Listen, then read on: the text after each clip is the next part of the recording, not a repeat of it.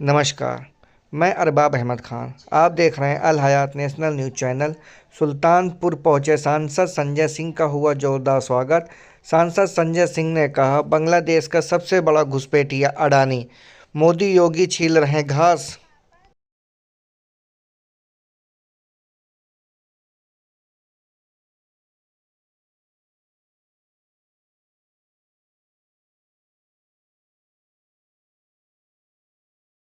अरविंद केजरीवाल जी दिल्ली में अकेले लड़ने की बात कह रहे हैं। देखिए, ऐसा है कि हमने हरियाणा में प्रयास किया और पिछले 10 साल से अकेले हम लोग बीजेपी को दिल्ली में हरा रहे हैं, पूरी तरीके से हरा रहे हैं। इस बार के चुनाव में भी प्रचंड बहुमत से आम आदमी पार्टी जीतेगी और हम अकेले चुनाव लड़ेंगे।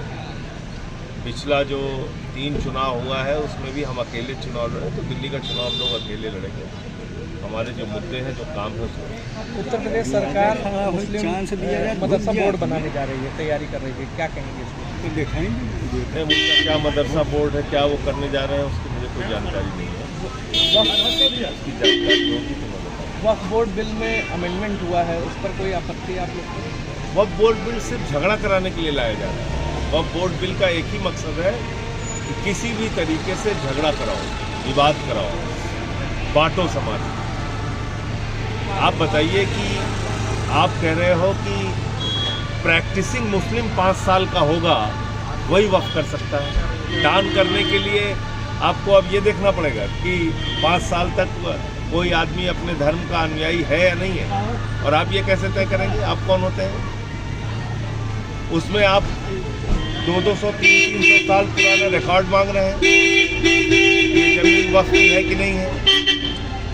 तो इसलिए ये एक नया विवाद देश भर में खड़ा करने के लिए पूरे देश को, एक तो भारत खोदो योजना जो चला रखी है बीजेपी ने, झगड़ा कराने वाली, तो उसी के तहत ये सब कुछ हो रहा है। आप लोग चाहते हैं सनातन बोर्ड बनाया जाए, ऐसी मांग भी चल रही है संत समाज की ओर से। अरे, हिंदुस्तान धर्मनिरपेक्ष राष्ट्र है, यहाँ सभी धर्मों को सम्मान से रहने का अधिकार है, और ये बात बाबा साहब डॉक्टर भीमराव अंबेडकर जी द्वारा लिखे गए संविधान ने कहा है।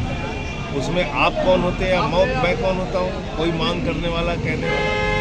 भारत के प्रेम्बल में जो बातें लिखी हुई हैं, जिसके ऊपर प्रधानमंत्री नरेंद्र मोदी ने हाथ रख के शपथ ली है, उसके हिसाब से देश चलेगा, हमारे आपके कहने से नहीं चलेगा। अजीत पवार की संपत्ति रिलीज हुई, इस पर क्या कहना है? देखिए, जो भाजपा के साथ है वो चाहे जितना बड़ा भ्रष्टाचारी हो, वो राजा हरिश्चंद्र घोषित हो जाता है, और यही काम अजीत पवार के मामले में भी हुआ। 70,000 करोड़ रुपए के सिंचाई घोटाले का आरोप किसने लगाया था उनके ऊपर? भारत के प्रधानमंत्री ने। कौन कहता था कि अडानी अंबानी टेम्पू में रुपया भर भर के कांग्रेस को पहुंचा रहे हैं? मोदी जी। फिर क्या हुआ? शपथ ग्रहण में सेना के अध्यक्ष जो है वो पीछे बैठे हुए थे, अडानी अंबानी आगे बैठे हुए थे। तो मोदी जी की कथनी और करनी में बहुत बड़ा भेद है। ये इनके साथ जितने बेईमान देश भर के हैं, आज सब नरेंद्र मोदी के करीबी, सबको गले लगा लिया। जांच के दौरान संभल हिंसा में पाकिस्तान कारतूस मिलने की बात आ रही है, क्या मानते हैं पाकिस्तान का कनेक्शन है कुछ? पाकिस्तान का कनेक्शन योगी मोदी के रहते हुए कैसे हो जा रहा है? कैसे हो जा रहा है? 2 बड़े सशक्त प्रधानमंत्री और मुख्यमंत्री और बड़े नेता हैं इस देश के, अभी पाकिस्तान आ जा रहा है, तो आप घास छील रहे हैं। नहीं, 10 साल से किसकी सरकार है?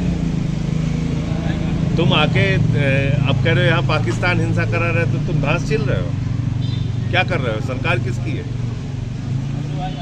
किसकी जिम्मेदारी है? नवाज शरीफ को बर्थडे पर बिना बुलाए कौन गया था? मोदी जी गए थे कि केजरीवाल गए थे? ISI को बुला के पठानकोट में शहीदों की जांच किसने कराई थी? राहुल गांधी या अखिलेश यादव ने कराई थी कि नरेंद्र मोदी ने कराई थी? अपने शपथ ग्रहण में भारत के पहले प्रधानमंत्री के रूप में पाकिस्तान के प्रधानमंत्री नवाज शरीफ को किसने बुलाया था? मोदी जी ने बुलाया था कि सोनिया गांधी ने बुलाया था? अभी योगी जी तो ने इसलिए जिन्ना की कब्र पे मत्था टेकने वाले लोग हैं ये लोग, तो इनको कुछ बोलने का, ये खाली चुनाव के लिए ड्रामा करते हैं। अयोध्या में योगी जी ने भी बोला है कि संबल हिंसा में और बांग्लादेश में हुई हिंसा इनका दोनों का DNA बांग्लादेश एक का सबसे बड़ा घुसपैठिया दोनों का अडानी DNA एक है है। और नरेंद्र मोदी कह चुके हैं वो स्वतंत्रता संग्राम सेनानी है बांग्लादेश के। मोदी जी ने 50 साल जब बांग्लादेश के पूरे, आप लोग तो पत्रकार हैं, निकालिए वीडियो उनका। उन्होंने क्या कहा था कि मैं बांग्लादेश की आज़ादी का स्वतंत्रता संग्राम सेनानी हूँ, ये मोदी ने कहा है। मोदी जी DNA टेस्ट कराने तो के बांग्लादेश का आदमी उत्तर प्रदेश कैसे आ गया? त्रिपुरा का बॉर्डर लगता है, आसाम का बॉर्डर लगता है बांग्लादेश से, बंगाल का बॉर्डर लगता है, तो वो वहाँ से निकला। और सीमा की सुरक्षा किसके हवाले है? ना आपके हवाले है, ना मेरे हवाले है, मोदी जी के हवाले है, अमित शाह के हवाले है। तो बांग्लादेश का आदमी त्रिपुरा पार किया, झारखंड पार किया, बिहार पार किया, बंगाल पार किया, आसाम पार किया, अब तब आ गया उत्तर प्रदेश। अभी सब घास छील रहे हैं। 10 साल में 10 बांग्लादेशियों के नाम बताइए जिसको भगाया मोदी ने। तो मोदी जी ने हजारों करोड़ का ठेका अडानी को भारत की बिजली चोरी करके बांग्लादेश को दिलवा रहे हैं, पता है आपको?